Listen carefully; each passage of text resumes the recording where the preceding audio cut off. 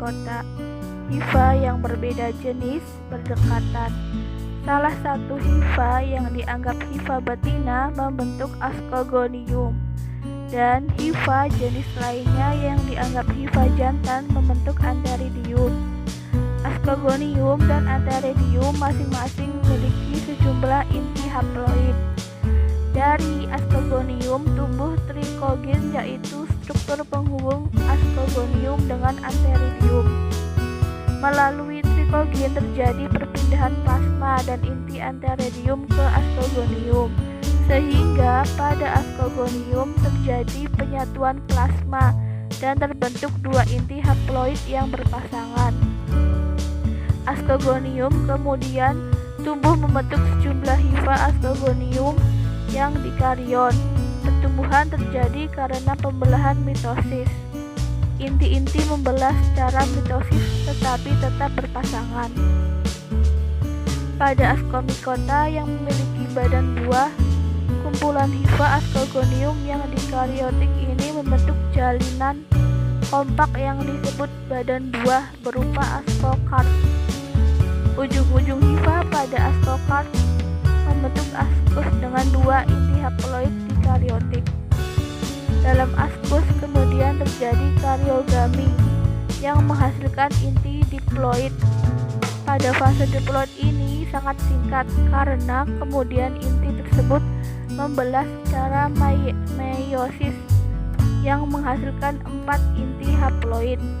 Setiap inti haploid membelah lagi secara mitosis sehingga setiap ascus mengandung inti haploid.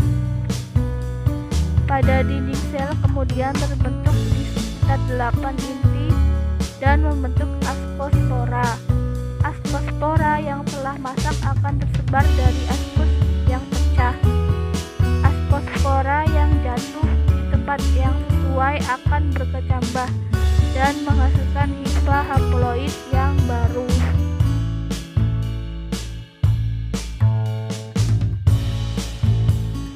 Siklus hidup Basidiomycota.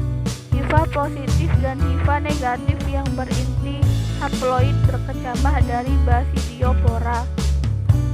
Kedua hifa ini saling bersinggungan.